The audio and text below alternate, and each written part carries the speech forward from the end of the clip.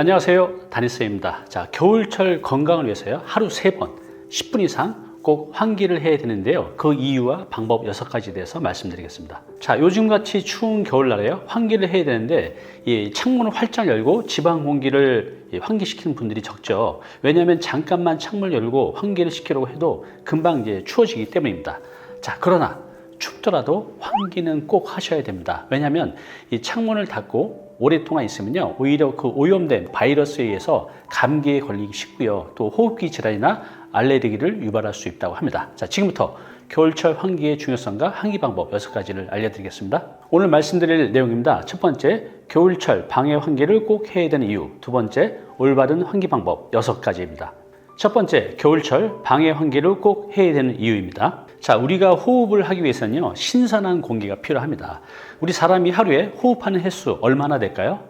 놀랍게도 약 한 2만 5천 회 정도 된다고 합니다. 이 때문에 우리는 꽤 많은 신선한 공기가 필요합니다. 자, 그런데요, 겨울철에 춥다고 해서 적절한 환기를 하지 않으면요, 실내 공기가 빠르게 오염이 됩니다. 요즘 아파트 같은 경우는요, 이 기밀성이 높아진 구조에서 이 창을 닫고 있으면요, 더러운 공기가 실내에 축적되기 쉽습니다. 자, 이렇게 오염된 공기를 흡입하면요, 몸에 해를 끼칠 수 있다고 합니다. 따라서 적절한 환기를 통해서 신선한 공기를 유입하고 또 집안에 있는 오염된 공기를 배출해야 합니다. 이것이 환기의 가장 큰 목적입니다. 두 번째는요, 진먼지, 바이러스 제거입니다. 이 적절한 환기는요, 방 안에 숨어있는 진먼지와 바이러스 등을 제거하는데 매우 효과가 있습니다. 진먼지 뭘까요? 의류의 섬유 쓰레기, 또 진드기의 시체, 또 개나 고양이를 기르신 분들은 이런 애완동물의 털, 또 곰팡이, 세균 등을 말합니다. 자, 그래서 이런 진먼지를 방치하면요, 알레르기 증상이나 천식이를 일으키는 원인이 되기도 하고요, 인플루엔자 바이러스에 의해서요, 독감에 걸릴 확률도 높아진다고 합니다. 진먼지와 바이러스는요, 가벼워서 공중에 날리기 쉽습니다. 그래서 사람의 움직임에 따라 다양한 곳으로 이동을 하죠. 따라서 환기를 하지 않으면요, 항상 진먼지와 바이러스가 포함된 공기를 흡입할 가능성이 높아집니다. 적절한 환기를 하면요, 이러한 진먼지와 바이러스도 집 바깥으로 배출할 수 있기 때문에 건강을 지킬 수 있습니다. 네, 세 번째 효과는요, 결로 방지입니다. 환기를 하지 않은 집안에는요, 사람의 호흡, 또 음식 조리, 이 가습기 등의 영향으로 많은 양의 수증기를 발생합니다. 자, 이 수증기를 방치해 두면요, 습도가 높아져서 외기와 또 실내 온도차가 생겨서 결로가 발생하게 됩니다. 결로를 방치하면 곰팡이의 원인도 되고요, 벽지나 건축 자재를 손상시키게 됩니다. 자, 결로에 발생한 곰팡이는요, 진드기의 먹이가 되기 때문에 진드기의 대량 번식을 초래할 가능성도 높아집니다. 즉, 결론은 알레르기의 원인이 되는 진먼지를 증가시키는 요인이 됩니다. 환기는 실내 습기가 포함된 공기와 또 외부의 공기를 바꿀 수 있기 때문에 결로 방지하는 데 매우 유효합니다. 겨울철의 환기는요, 가족의 건강을 위해서 반드시 해야 합니다. 지금부터 올바른 환기 방법 6가지를 안내해 드리겠습니다. 첫 번째는요, 두 곳의 창문을 대각선으로 여는 것입니다. 환기를 할 때 창문을 한 개만 열고 환기하는 분들도 많이 있는데요, 물론 이 방법도 안 하는 것보단 낫지만 효과적인 환기 측면에서는 불충분합니다. 환기를 할 때는요, 공기의 흐름을 만드는 것이 중요합니다. 가장 이상적인 것은요, 반대 방향, 이 두 곳의 창문을 동시에 여는 것입니다. 두 곳 이상의 창을 대각선으로 열면요, 외부 공기를 좀 더 효과적으로 집 안으로 끌어들일 수 있다고 합니다. 자, 대각선으로 창문이 없는 집도 있습니다. 자, 이런 경우는요, 고조차를 이용한 환기를 하시면 됩니다. 공기는요, 온도가 높으면 위로 올라오고요, 낮으면 아래로 내려가는 성질을 가지고 있습니다. 즉, 낮은 위치의 창과 높은 위치의 창을 이제 동시에 열면요, 따뜻한 오염된 공기는 위창으로 배출이 되고 또 외부의 차가운 공기는 아래창으로 들어와서 환기를 효과적으로 할 수 있습니다. 두 번째는요, 공기가 흐르기 어려운 곳은 선풍기를 이용하는 것입니다. 자, 실내에 오염된 공기를 움직이려면 앞서 말씀드린 것처럼 이 대각선 방향으로 두 개의 창문을 열고 환기를 하는 것이 가장 효과적입니다.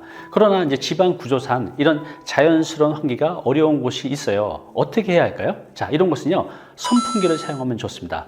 이 선풍기는 직진으로 바람을 만들기 때문에 실내에 고여있는 오염된 공기를 집 바깥으로 배출하는 데 매우 유용합니다. 자, 환기를 하실 때 30분 이상 길게 환기하신 분도 있는데요. 요즘 같은 겨울철에는 매우 힘듭니다. 환기 시간은요, 올바른 환기 방법을 한다면 5분에서 10분 정도로도 충분하다고 합니다. 자, 그런데 잘못된 환기 방법으로 환기를 하시면요, 30분, 1시간을 해도 큰 효과를 얻을 수 없습니다. 오히려 실내 공기가 급격히 떨어지고 또 몸의 컨디션이 안 좋아질 수 있기 때문에 짧은 시간에 올바른 방법으로 환기를 하셔야 됩니다. 자, 네 번째는요, 화창한 날 습도가 낮은 시간대에 환기를 하는 겁니다.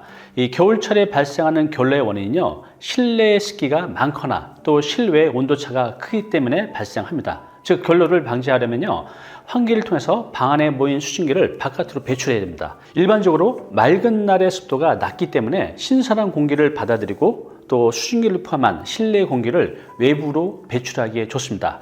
하루 중에 습도가 가장 낮은 시간 언제일까요? 네, 12시부터 오후 2시라고 합니다. 습도가 높은 날에 환기를 하면요, 수증기를 포함한 공기가 실내로 유입되기 때문에 결로의 원인이 될 수 있습니다. 가능하면 환기는요, 공기가 쾌적한 맑은 날 낮 시간대를 이용하시기 바랍니다. 네, 집안에 가구 배치를 할 때 많은 분들이 이 가구를 벽에 딱 붙여서 놓습니다.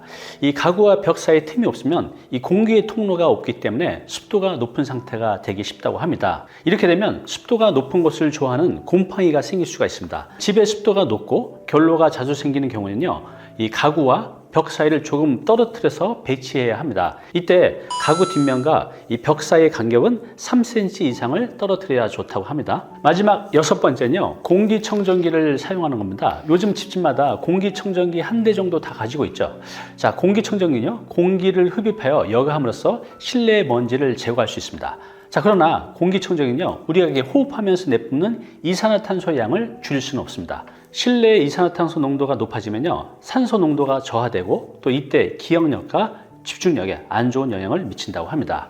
자, 공기청정기는요, 집 먼지를 제거하는 데 효과는 있지만 환기를 기대할 수는 없습니다. 그래서 반드시 공기청정기가 있어도 환기는 따로 꼭 하셔야 됩니다. 자, 지금까지 겨울철 환기의 중요성과 환기 방법 6가지에 대해서 말씀드렸습니다. 지금 춥죠? 네, 추운 겨울은 창문을 꼭꼭 닫아놓고 생활하는 분들이 많은데요, 여러분의 건강을 위해서라도 약간 춥지만 창문을 정기적으로 열어서 집안 환기를 꼭 하시기 바랍니다. 감사합니다.